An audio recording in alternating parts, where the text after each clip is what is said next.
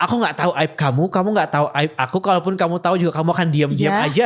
And that's for the best. Ini aja hidupnya susah gitu Susah ya. gitu, bener. Gimana kalau tiba-tiba aib tuh terpampang nyata Terpampang semua. gitu. That's why I don't like the trend about the Yeah, like S-line. that's so stupid, bener. Yeah, I'm so sorry. Maksudnya kayak aku No. Betul sih, kayak satu, it's not educational at all. Dan mereka tuh kadang kayak kids use it, you know. Iya, that's exactly what I mean. Kayak itu kan tentang this is so aib wrong, this is so apa wrong. gitu. Why gitu. Guys, bisa gak tren ini dikembalikan lagi ke konteks dramanya? Ya gak apa-apa sih. Maksudnya kan itu kan respons orang beda-beda ya. Cuman kayak kita yang tahu tuh jadi judging gak sih? Kayak itu kan maksudnya kan jelek ya. Maksudnya kan itu bukan sesuatu yang you should proud of gitu. Ya, karena kayak, lu ngapain? iya, ya gitu itu sih. Kayak Langsung aja ya. Iya. Ya, oke. Menurut kamu skornya berapa? Oke.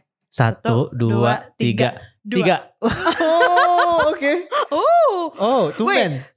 Too many. 3 out of 3 out of 5 kan? Yeah, 2 out of 5. Iya. 3 out of 5 is still like, you know, that's actually more than a half of it. Iya, karena aku dulu ya. Okay. Karena aku suka, sejujurnya aku suka kayak pas pertama kali aku pengen ini sih kayak bragging gitu kayak long before people talk about this gitu kan. Bro. Kayak pas pertama kali aku bikin sinopsisnya seolah-olah aku yang bikin gitu ya. Iya. Pas aku bikin berita soal sinopsisnya kan kayak kasih konteks dulu deh. Jadi kan setiap hari karena topik K-drama itu adalah artikel yang paling banyak dibaca, jadi kayak you have to like keep update kan, setiap hari harus ada gitu. Nah, dan ketika aku nemu si drama ini, pada saat itu emang masih belum ada tuh yang ngomongin. Belum ada yang ngomongin, pas aku baca sinopsisnya, wah gila ini menarik banget ternyata gitu. Kayak aku pikir gimana nih mereka bakal nampilin ini terus cuman dalam 6 episode aja gitu kan. Nah, tadinya kayak aku udah kan kayak udah nggak, kayaknya ini juga nggak bakal tayang di Netflix, nggak bakal tayang di Disney Plus gitu kan. Jadi kayak udah kayak nggak bakal ditonton juga gitu. Tiba-tiba viral kayak ya anjir harus nonton lagi gitu. Karena maksudnya bukan ya anjir harus nonton, bukan karena aku nggak pengen nonton, tapi lebih kayak ya mau nggak mau harus ditonton dong, karena kan kita harus bikin konten juga dan segala macam kan. Nah terus pas aku nonton 2 episode pertama, jujur aku merasa kayak promising gitu, walaupun ada sedikit yang mengganjal gitu. Kayak maksud aku pengen ngebandingin ini sama pengalaman aku nonton Mask Girl, karena ketidaknyamanannya itu tuh sama, identik menurut aku. Betul. Ketidaknyamanan yang dihadirkan. Masalah sosial yang diangkat juga kan bikin kita agak deg-degan gitu ya. Deg-degan I think the gitu build kan. up is almost similar in that sense. Kayak kan kalau di Mask Girl kan kayak ternyata dia udah lelah, udah capek nyamar jadi orang yang pakai topeng, ternyata masih ada orang yang tahu dia siapa gitu. Di tengah, di kantor dia itu si Momi tuh kayak nggak populer gitu, tapi orang-orang tahu gara-gara itu gitu. True, kan. it's about cancel culture juga kan. Kayak gitu. Nah, ini vibe-nya sama nih kayak gitu kan. Walaupun di 2 episode pertama kayak aku tidak terlalu menemukan kayak nggak yang langsung gigit gitu. Aku justru baru merasa kayak ini tuh bakal membawa aku ke sebuah cerita yang promising justru pas sudah masuk ke episode 3. Jadi kayak pas di episode 3 aku ngerasa, tadinya kan aku mikir ini tuh soal si Yeonop ya, susah banget nama si Arin. Yeonop yang emang punya kemampuan itu terus secara natural dari lahir, dan kemudian dia menggunakan itu untuk kayak sebagai alat dia untuk kembali ke society gitu kan. Jadi somehow selama ini dia merasa kayak this is a curse gitu, tapi ternyata dia di satu hari menemukan bahwa this is also can help people gitu kan. Akhirnya dia bisa menemukan purpose hidup dia lagi, kepercayaan. Iya, udah gak ada gunanya. Karena emang selama ini bayangin aja, selama 17 tahun lo punya sesuatu, bisa melihat sesuatu yang orang lain gak bisa lihat, dan gak ada yang bisa ngejelasin itu kan. Agak stres ya, sementara dia juga punya masa lalu yang kelam banget. Gitu, dengan orang tua yang saling bunuh, terus juga dia juga depresi, berusaha buat bunuh diri berkali-kali terus gagal gitu kan. Maksudnya kayak kehidupan dia udah, I can't even imagine gitu gimana dia bisa menavigasi. Hampir gak ada harapan sih sebenarnya. Iya, dan ternyata si curse ini yang secara ironis memunculkan harapan itu. Ini bisa ternyata mungkin buat membantu orang lain gitu kan.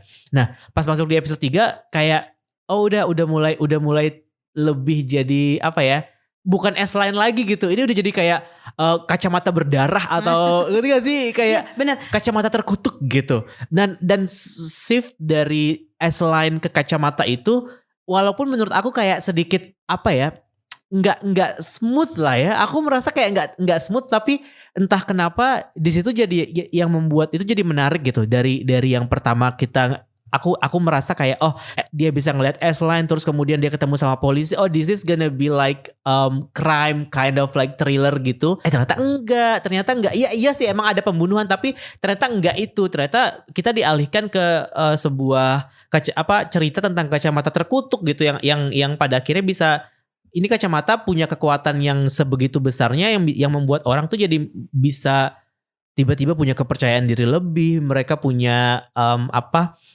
merasa berarti untuk pertama kali dalam hidup. Betul. Gitu kan. Mungkin itu elemen yang aku suka sih dari S-Line ini. What? Season 6? 6? It's so sick that it's season 6. What? I can't even. Orang-orang yang ditampilkan di sini tuh pemeran-pemeran utamanya ini benar-benar kayak mereka yang udah kehilangan somehow kehilangan semangat hidup, kehilangan purpose dari hidup, tapi ketika mereka dikasih kesempatan, walaupun delusi ya, tapi gimana nih, lo dikasih kesempatan, lo bakalan menggunakannya seperti apa gitu. Kayak pertanyaan yang sebenarnya kalau dikasih ke orang-orang yang udah nggak punya harapan hidup tuh ya nggak akan benar gitu. Kasarnya nggak akan karena akan digunakan secara wise gitu. Iya karena ya pada akhirnya ego dia akan bermain di situ. Betul. Kan. Jadi kayak dia akan mengejar sesuatu yang selama ini nggak pernah dia dapatkan, termasuk adalah dengan balas dendam dan menyakiti orang lain gitu kan. Karena itu jadi that's a human nature gitu pada akhirnya. Nah, betul. in that sense aku suka banget sama S-Line ini karena not that I can say kayak this is so relatable secara langsung gitu ya. Tapi selama aku nonton episode 1 sampai episode ke-5 itu tuh kayak beneran semua traits human yang ditampilkannya itu bener, iya ini kayak gini, iya ini kayak gini. Aku bisa memvalidasi itu. Makanya aku ngasih ini skor 3 karena I enjoyed it sampai ke episode 5. Terus ketika di episode 6 tuh kayak here we go again. Iya, kenapa kita harus mengalami ini lagi nih dalam pertontonan? Nah, kamu kenapa sekarang skornya 2? Ya, it's so low from me for my standard ya. Biasanya aku lebih generous ya. It could be a 4 and then it turns out to be 2 karena menurut aku betul dari build up ini udah gigit menurut aku dari 2. Malah aku lebih suka dari awal. Itu menurut aku udah I got the hook. Nah, yang bikin aku kayak kok menurun ya tensinya itu tuh kayak kenapa si Han Ji-nok ya gebrakannya tuh enggak, kenapa dia tuh loyo gitu bener loyo banget. Bahkan setelah dia dapat awakening dari ini loh, satu-satunya keluarga lo yang bisa lo jaga tuh, enggak satu-satunya sih, dia masih punya ayah yang juga trouble dia, tapi maksudnya ini keponakan lo gitu terkapar ya kan, jadi victim of sebuah kekerasan yang besar. Menurut aku itu pun nggak bikin dia lebih gercep, yuk mang amang ayah mang gitu. Emang dari sana ada sedikit perbedaan ya, dia lebih ke ada lah eagerness sedikit, tapi itu tidak bikin impact yang gimana ya, gak besar banget. Jadi kita udah lihat nih aksi dia yang begitu, kenapa kayak gitu terus, jadinya draggy kan. Jadinya apa nih, you are like in the poster, you are the main character, ada dong impactfulnya gitu loh. Aku sih itu yang aku tunggu. Dan to be honest, like Hyunop juga, dia kan kayaknya semangat untuk ibaratnya awakening dia untuk mungkin curse gue tuh sebenarnya bisa berguna gitu kan, bisa bermanfaat. Dia tuh lebih ke growth-nya dia nggak sih, kayak hikmah yang dia dapat tuh lebih ketika lo nyoba keluar sekolah, bersosialisasi dengan orang, ya lo akan dapat teman, bener kan? Dia dapat teman. Sedangkan di sisi dimana dia menolong orang or preventing things from happening lah at least, atau dia kasih tahu kayak itu gak ada yang bekerja dengan baik loh, it doesn't really work that well. Soalnya dia ngasih tahu si Sona, gak bisa, ini tuh terlalu berbahaya ya kan. It doesn't work. Emang sih namanya juga sifat manusia ya. Ketika dapat sesuatu yang lebih gitu kan, kayak kamu mention tadi, something that these troubled people, mereka tuh nggak pernah dapetin kuasa atau seberarti itu, merasa berarti itu dalam hidupnya. Ya udah, ketika dilarang, masa sih akan dengerin orang yang emang lo punya this natural capability gitu. Nah, aku ngerasa Hyunop juga kurang berusaha. I'm so sorry. She does try, tapi kayak come on, dia bagi orang yang 17 tahun mengalami depresi ini, kurang yang terus terlalu ini ya, tiba-tiba ada awakening nggak ngotot ini, gitu ya. Iya nggak ngotot, jadinya sama 11-12 sama Jinook. Jadi ini dua emang ditulisnya seloyo ini ya. Jadi aku malah lebih invested ke kasus-kasusnya sih, dimana ya emang ini kacamata terkutuk ini tuh emang akan berujung kenaasan gitu. That's what I'm invested. Terus ya di episode 6 seperti yang tadi kita bahas 3 sama 2 kayaknya gak berlebihan untuk in scale of 5 ya, untuk ngasih kok low banget sih, ini kan bagus nih, original, fresh, but still at the end of the day it's just I think kayaknya sih disclaimer, sebenarnya ending dari S-Line ini kayak gitu bukan cuman, jujur aku nggak suka. Kalau kamu apa statementnya? Nggak suka. Aku ya, kamu juga nggak suka. Tadi tuh Mins nggak suka ya. Iya, udah kita kami nggak suka gitu. Tapi itu nggak cuman dari kami berdua aja nih, nggak cuma kita berdua aja ternyata Mins, karena penonton dari serial di Koreanya pun dari berita yang aku baca mixed reaction gitu sama si endingnya Oh ini masih mix. Iya, jadi berarti endingnya ada yang suka, ada yang nggak suka gitu. Ada yang suka, mungkin nggak, aku nggak bilang suka sih. Mungkin ada yang kayak oh yaudah nggak apa-apa gitu ya. Ada yang beneran yang kayak kok gitu kali ya. Yang karena kita kan nggak tahu nih apa pendapat langsungnya. Nah, aku sih merasa mungkin ada sense kenapa mereka milih untuk dari S-Line ke Kacamata Terkutuk kemudian tiba-tiba belok ke cult. Jujur aku sebenarnya nggak masalah sama film yang cult. Aku suka beberapa, tapi mostly kalau Korea aku nggak terlalu dapet vibe-nya tuh, nggak terlalu dapet. Mungkin secara kultur aku nggak yang terlalu apa ya. Aku terlalu udah kemakan barat untuk yang masalah cult ini menurut aku, karena exposure aku sama cult western tuh kayaknya lebih membuat aku takut gitu, kayak Midsommar. Terus kemarin yang Bring Her Back itu juga cult juga kan, aku bagus suka banget itu, aku suka banget gitu. Dan ketika dimasukin ke drakor, aku tidak ingat nonton atau voluntarily aku nonton terus kemudian aku suka gitu. Yang aku gak suka dari tiba-tiba si S-Line ini ke cult itu adalah kayak, karena dari awal kita nggak dikasih itu, kita nggak dikasih bumbu itu sampai akhirnya ada tiba-tiba nih kacamata muncul gitu. Nah itu pun juga tidak dimunculkan sebagai sebuah hal supranatural gitu loh. Itu tuh seolah-olah kayak mastermind dari sebuah kejahatan aja, tapi bukan dari entitas dari dunia lain atau entah masalahnya kan si Ikkyujin yang diperankan sama Idahi ini kan seseorang yang punya kekuatan supranatural. Dewi lah ya, gitu dia ya. tuh kan kayak goddess-like creature, makhluk dari dunia lain yang bukan manusia, yang bisa mengontrol manusia gitu. Nah itu yang aku merasa aku nggak dapet pijakan itu di karena awal. Karena vibe yang di build up dari awal, yang dibentuk tuh dari episode 1 ke 5 atau ke 6,5 lah ya. 5,5 itu kayak ini kayaknya criminal mastermind kayak Moriarty lah gitu.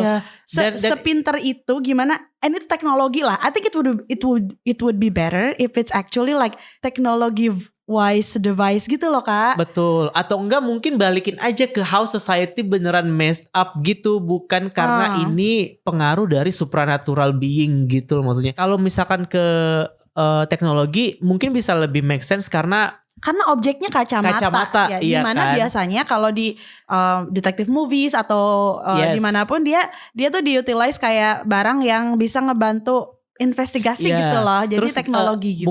Mungkin kalau mungkin keputusan mereka buat nggak masukin itu karena si Hyunop tuh lahir dengan kemampuan itu gitu. Dan apakah berarti dia makan kabel? Tapi kan maksudnya itu kan keadaan manusia, itu bisa dipelajari. Kayak entah gimana mereka harusnya bikin backstory betul, itu kayak ya. Backstory dimana kayak akhirnya the scientist manages to you know. Iya, maksud aku karena kalaupun misalkan mereka menjadikan si kultus ini sebagai backstory-nya, itu pun juga aku tidak merasa mendapatkan ini tuh berawal dari sini sampai akhirnya dia mau menciptakan sebuah dunia yang like the red world yang dia inginkan itu gitu.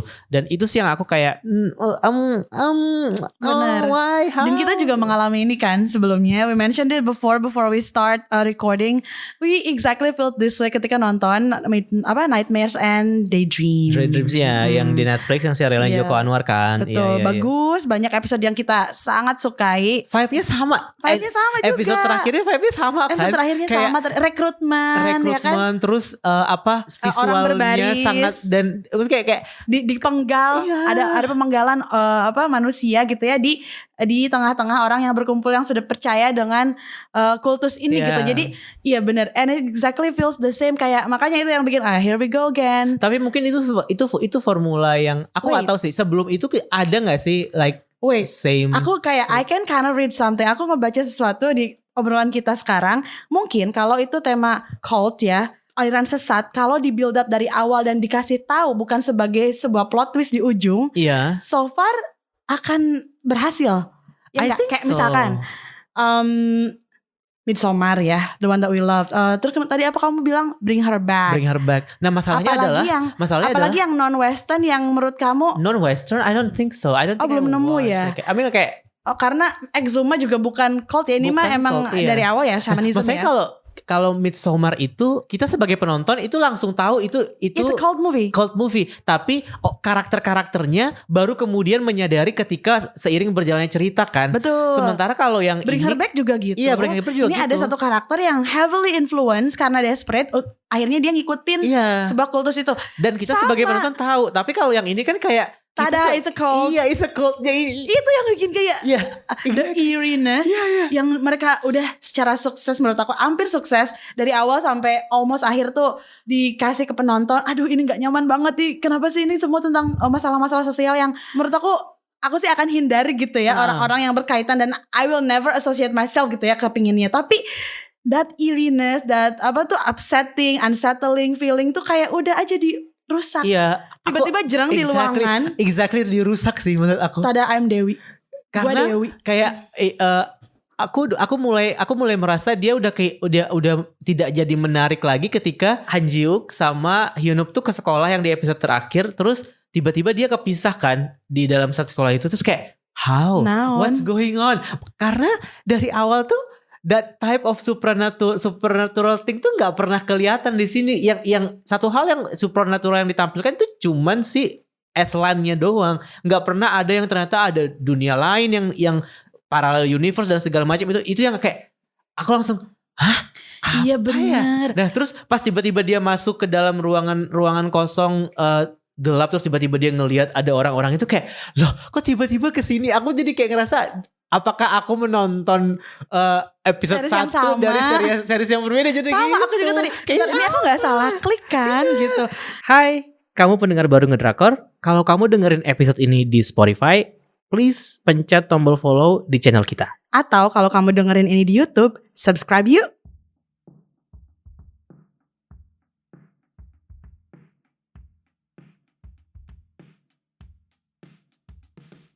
Ngubah genre gak sih kalau ini? Ngubah genre bener. Totally change the genre, becomes cult yang tadinya tuh heavily in crime drama bro.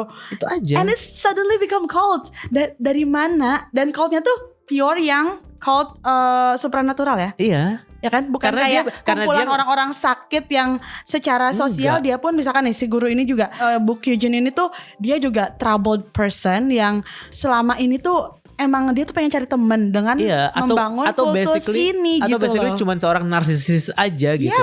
That would be, maksudnya jangan tiba-tiba ya kan dari awal emang kita ngendus Dewi-dewian. Nih kalau misalnya kalau kita ngomongin kultus, sebenarnya kultus yang ada di Aslan ini juga nggak mengikuti formula kultus di dunia pada umumnya sih, yang kayak charismatic leader yang kayak gitu sebenarnya nggak. I mean like she's not that kind of charismatic karena dia lebih ke ular sih, dan I don't think ular is charismatic enough gitu. Maksudnya kayak dia tampil di situ cuman sebagai sosok yang membingungkan semua orang, yang ternyata kayak dia adalah plot twistnya gitu, itu aja. Membingungkan tapi nggak yang dibikin wow juga ketika dikasih plot twist dari dia gitu. Maksudnya kayak somehow predictable karena kamu episode berapa kamu mencium bahwa dia adalah the plot twist? kayaknya lumayan mungkin tengah-tengah season ya, 3 mungkin. Iya, ya. aku juga sama. Karena yang di 1-2 emang belum ada sih shot yang menampilkan kalau nih orang emang sus tuh emang belum ada menurut aku. Ini ketika dia sering muji orang lah kalau pakai kacamata itu tuh cakep. Yang episode Pak Guru kan. Pak Guru, itu Pak aku Guru juga yang something is wrong with her. Aku juga baru nge kayak di situ. Oh dia yang mastermindnya ternyata. Dan again kurang smooth gak sih? I mean kayak it also make sense karena pas pertama kali kacamata itu ditemukan oleh Sona, aku ngerasa kayak nggak mungkin ada entitas lain di luar sekolah yang mampu melakukan itu gitu, kecuali kalau memang dia adalah orang yang, maksudnya kalau misalkan Kyujin pure human yang jahat ya, dia yang paling beralasan kan buat masukin itu ke situ. Dan somehow kan yang dapat kacamata itu adalah orang-orang di sekolah itu doang kan. Iya. Kamu ngerasa gak sih kayak dari awal semua permasalahan bermula dari situ, berakhir di situ juga, sampai semua permasalahan minor pun itu datang dari sekolahan itu gitu. Jadi kayak sebenarnya aku tidak masalah juga ya sama semesta yang sangat sempit dengan kita jadi kayak fokus ya udah ke orang-orang yang ada di sini aja. Aku sebenarnya nggak masalah, tapi the plot twist is kind of like it's not comfortable to watch. Bahkan bikin males karena aku jujur nggak selesaiin episode 6 ketika mereka kepisah kan. Terus si Han Ji-hyuk masuk duluan ke dunianya si Mbak Dewi, Mbak Ular. Terus disusul sama Hyunop. Terus kayak udahan gitu. Iya. Sampai potong-potong kepala udah. Jadi di episode 6 itu kan ada adegan si Hyunop tuh kegores kan mukanya. Terus dramatically darahnya tuh nggak netes ke bawah tapi ke atas gitu. Terus kayak dari situ sih aku ngerasa kenapa gitu. Maksudnya kayak aku paham maksudnya kayak ini mau menunjukkan kalau dia adalah si orang suci yang darahnya ini berguna banget buat mengubah seluruh dunia ini gitu. Tapi kayak what's the reason of all of this? Dijelasin gak sih gitu. si tugas si Hyunop akan dijadikan apa sama Mbak Ular di ujung episode 6? Dia akan dijadikan kayak ratunya apa karena dia punya natural ability kayak gini atau gimana? Vaguely remember karena aku nggak terlalu pas adegan itu kayak udah yang kayak aduh udah malas udah gitu, males kan? Vaguely remember kayaknya emang dia tahu, si Mbak Ular tahu si Hyunop ini punya kemampuan itu, like naturally punya kemampuan itu, dan dengan kayak darah dialah segala tujuan dari pembentukan dunia merah ini tuh bisa tercapai gitu. Pada akhirnya tercapai sih karena emang dari endingnya pun akhirnya semua orang bisa ngelihat S-line-nya kan pada akhirnya itu jadi sebuah norma pada akhirnya gitu, bukan lagi cuman orang-orang tertentu atau cuman kacamata aja gitu kan yang akhirnya itu terjadi sih. Tapi itu pun juga jadi kayak aku tidak merasa itu sebagai sebuah nggak ngasih aku kepuasan yang gimana juga gitu. Ya karena terus kalau semua orang bisa ngelihat red lines itu ya, berarti tidak akan ada perselingkuhan, tidak akan tujuannya ingin membersihkan penyelewengan kah atau nah itu kayaknya Mbak Ularnya keburu mati, jadi nggak bisa terjelaskan. Tapi moral of the story kalau menurut aku, kalau kita melihat S-line ini adalah sebagai perjalanan dari Hyunop aja gitu. Kalau menurut aku sebenarnya ya ini tuh usaha dia dan semesta di sekitar dia untuk membuat dia tuh jadi tidak terasingkan sama dunia aja gitu. Karena kita dimulai dengan awal bahwa dia merasa diri dia aneh karena cuman dia yang bisa melihat itu, dan diakhiri dengan sekarang semua orang bisa melihat itu dan semua orang berusaha untuk menutupi itu. Jadi kayak semua orang pakai kacamata hitam, semua orang pakai masker, semua orang tidak ingin terlihat itu dan cuman dia yang merasa biasa-biasa aja. Nah, hikmah dari S-line ini menurut aku adalah perjalanan Hyunop dari dia bisa mencapai excluded, dia bisa mencapai kehidupan normalnya itu sebenarnya, dan aku cukup mengapresiasi benang merah itu sepanjang season ini. Kalaupun misalkan aku tidak suka sama endingnya, kayak karena aku udah di awal aku udah kayak sayang gitu sama karakternya. Mereka berhasil bikin aku suka sama si Hyunop gitu kayak, dan ketika akhirnya aku nonton sampai habis ya, oh ternyata maksudnya tuh itu gitu. Ternyata ini emang ya fuck all of this sex anything dan segala macam. Hyunop wins gitu. Pada akhirnya dia merasa bahwa begini toh rasanya kalau jadi orang-orang gitu, dan begini juga rasanya ketika orang-orang tuh jadi aneh kayak gue gitu. Nah itu aja sebenarnya yang ingin disampaikan, dan sampai di situ pun aku juga kayak oke, nggak apa-apa gitu. Aku merasa kayak oke. Aku merasa bisa sedikit menerima lebih gitu. baik sih.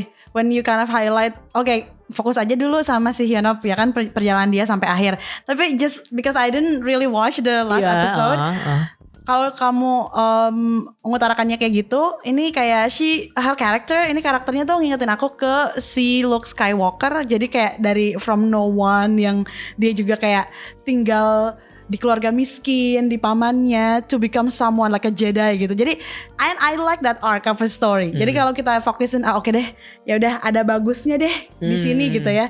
But overall still 2, I'm sticking to 2. Probably setelah kamu tambahkan barusan jadi 2,2 lah ya. Boleh. Tapi maksudnya kayak sebenarnya mungkin aku juga nggak tahu kenapa aku belum membaca penjelasan dari sutradaranya kayak kenapa dia mutusin buat ngambil si cult itu.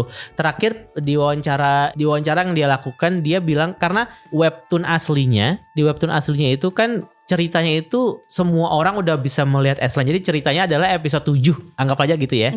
Ceritanya episode 7 gitu. Jadi ini adalah prequel gitu, kayak ini loh awalnya. Nah, tapi dia bilang kayak gitu, aku tidak merasa kayak aku nggak menemukan ini awalnya gitu. Jadi kamu ngerasa ini prequel ini tuh jadi kayak gak berguna gitu gak berguna, ini tuh cuman kayak ya pada akhirnya aku melihat ini bukan sebagai prequel kenapa semua orang bisa melihat Aslan, tapi aku cuma melihat ini sebagai ya Hyunop akhirnya bisa menjalani kehidupannya dengan normal despite all of those trauma gitu aja pada akhirnya, dan itu membuat aku jadi lebih that's more rewarding gitu, karena kayak aku jadi nonton sesuatu yang bagus, yang pertama, yang kedua adalah hero-nya menang gitu aja udah.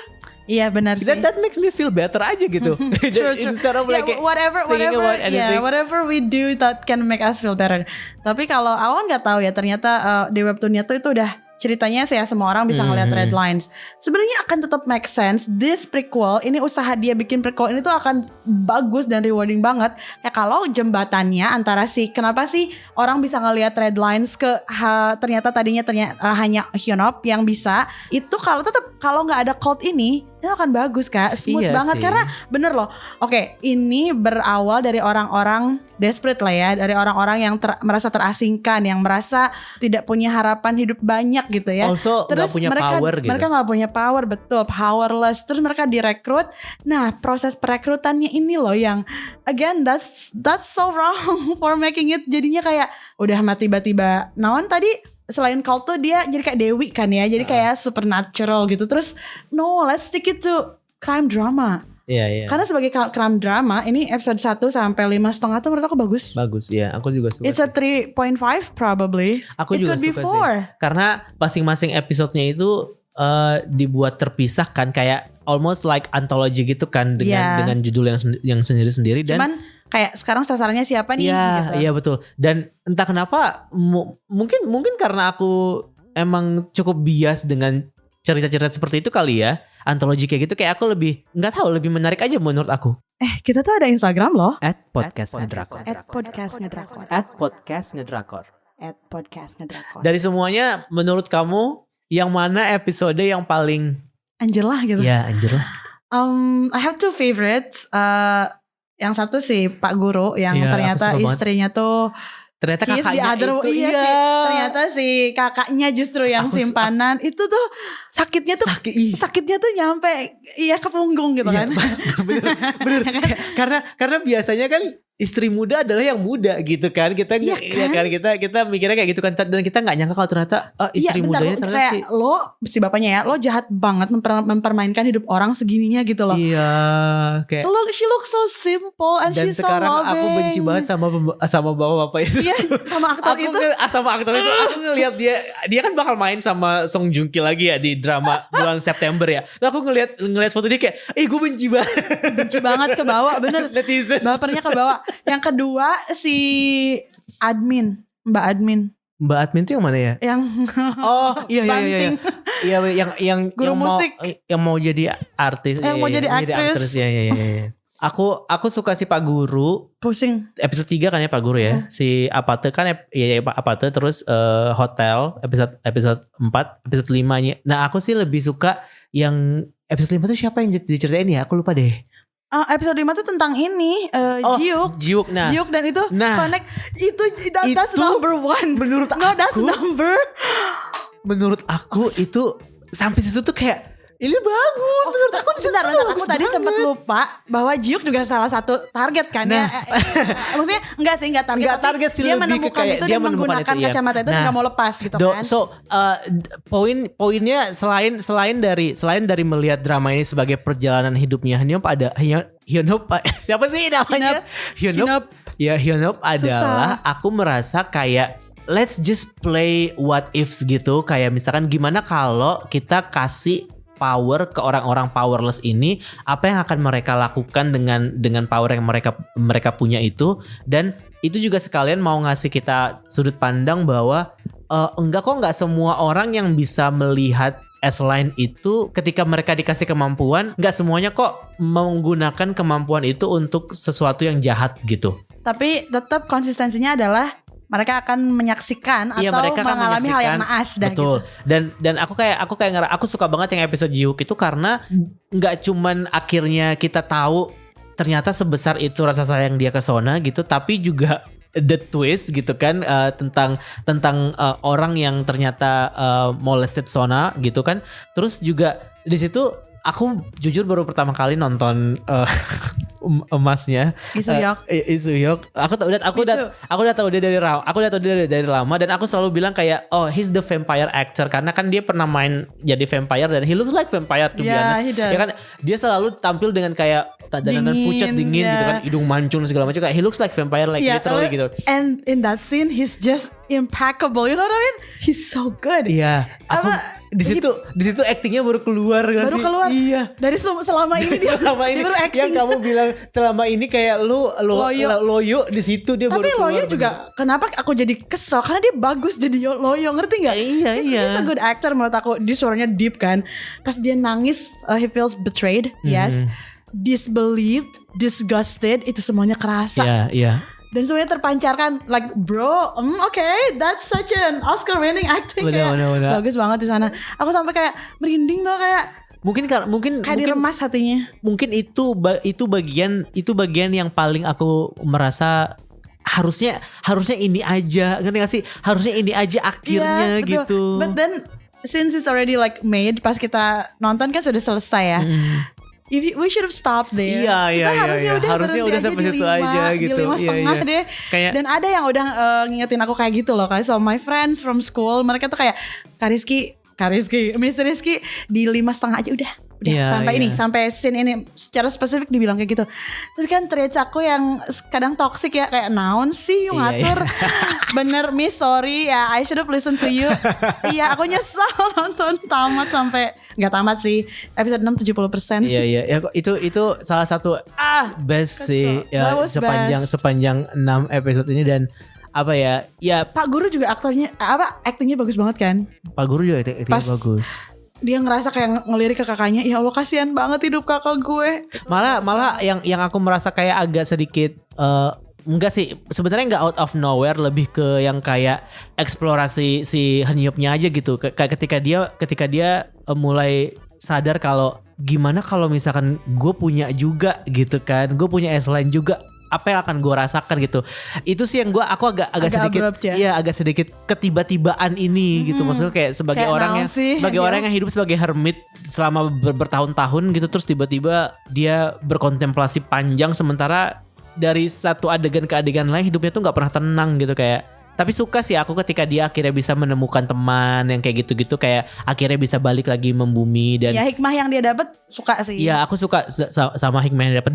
Dan aku juga suka terlepas dari misalkan kalau kita cut gitu ya adegan cultnya, terus kemudian ternyata sebutlah Hyunop ini punya secret power yang kemudian meledak di dunia, terus dan bisa transfer tuh semua kemampuan dia itu.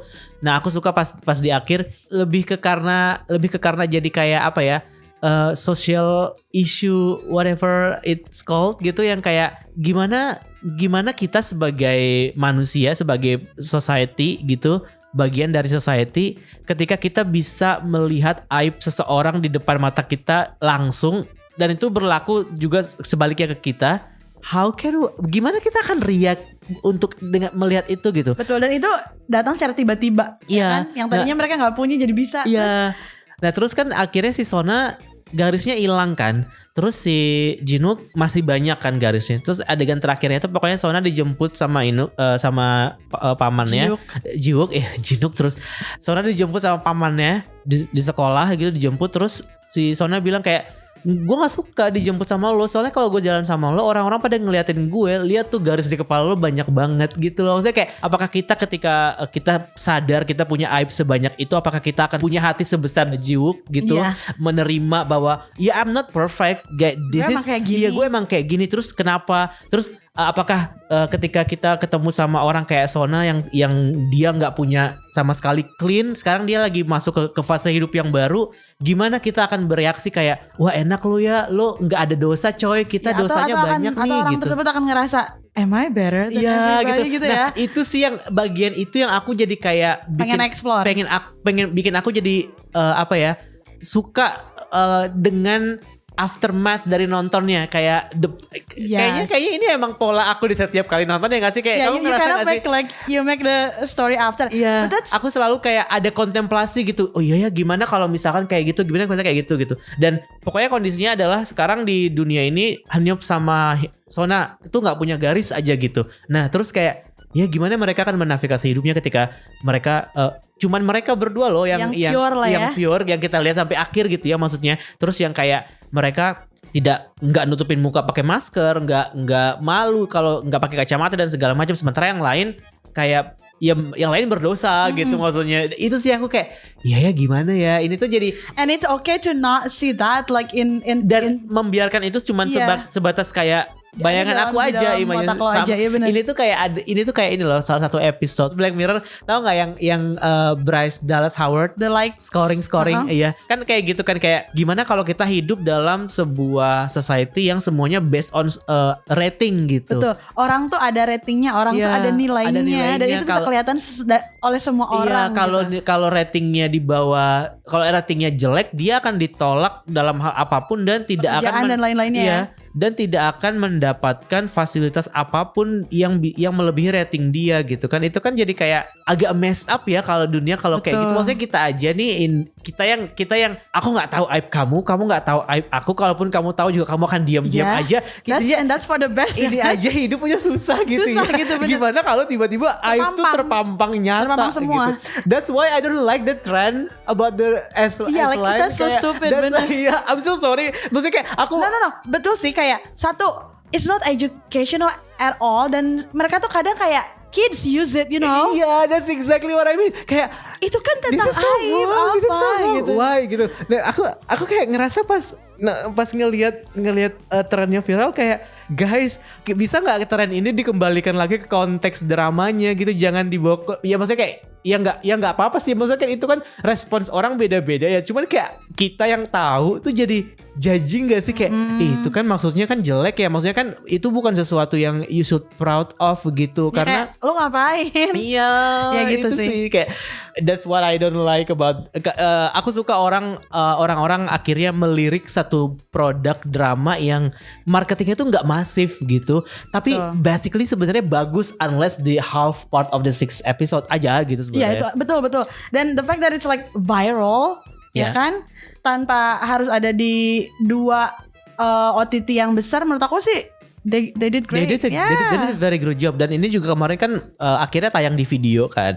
Tadinya kan tadinya sebelum ini kan kita sempat bahas, kita mau bahas tapi gimana dong, kita nggak ada platform official nih, nggak ada yang legal gitu. Karena nanti orang-orang kita kayak mengundang orang untuk ya udah tonton aja sedapetnya kan di haram-haram sites gitu. Akhirnya video nayangin itu pun juga setelah masuk episode 3 atau episode 4 gitu, mereka baru announce kalau mereka nayangin itu. Dan berterima kasih sih, karena at least tontonan bagus tuh bisa diakses dengan legal gitu loh, maksudnya nggak harus yang kayak kita susah buat nyari dan segala macam gitu. That's true. It is good actually, except for, tapi dengerin kalau ada orang yang bilang jangan ditonton episode 6 dari setengah ke akhir itu sih. Mungkin saran aku nonton aja biar lihat sendiri gitu biar. No, it ruins everything. Tapi aku yakin itu akan ruins everything sih kayak. Yeah, it does. It's sad. Karena udah bagus sebenarnya. Udah bagus. Ingat gak yang waktu kita bahas Mask Girl, aku bilang kayak kenapa sih ada elemen tiba-tiba dia jadi religius di akhir. Aku kan bilang aku gak suka ya sama itu. Terus pas kita ngomongin, enggak tahu itu tuh gak karena dia religius, itu karena emang dia scheming aja supaya dia bisa kabur dari penjara. Nah tadinya kan aku udah patah tuh, udah patah kayak gue gak suka gara-gara adegan ini gitu. Tapi gara-gara kita omongin dan ketika diterusin rewarding. Iya kayak gitu. That's probably like one of those experiences when it felt so rewarding through and through, karena kayak bersyukur banget gitu ada produk itu. Iya benar. Itu kayak berhasil aja dari awal sampai akhir tuh spotless almost gitu ya. Iya. Kayak that's a 9 for me. That's a 9 out of 10. Iya sih. Ayo bikin lagi yang kayak Mask Girl. Gak usah kayak gitu, tapi yang bagus kayak Mask Girl. Yang bagus, iya benar. Tapi anyway si S-Line ini bisa kamu tonton di video. Terus satu hal yang mungkin perlu disebut adalah mereka kemarin menang Best Music di Cannes Series. Jadi di Cannes International Series. Oh, Festival. That's why like they have like you know the Cannes logo. Iya, karena mereka menang Best Music dan karena aku tahu mereka menang Best Music, ketika aku nonton, aku berusaha untuk ngedengerin kayak, cuman mungkin aku pengalaman mendengarkan musiknya tidak kemudian yang kayak pantesan ini menang. Nah aku belum bisa mendapatkan itu karena ya mungkin ketika tayang di Cannes mungkin kan langsung tuh 6 episode kan, jadi orang bisa tahu progres dari setiap episode. Build upnya beda. Sementara kalau yang ini kan kita nontonnya bisa-bisa, dan itu pun juga nontonnya kan di laptop gitu, maksudnya kan kayak musik apa yang bisa. Tapi ini rekomendasi menurut aku layak buat ditonton dan bagus sih. Bagus sih. It's good until it's not. Bagus kok kayak, tapi I don't like the ending. Kayak lagunya Taylor Swift aja kayak betul. I've seen this story before and I didn't like the ending. Kayak just why?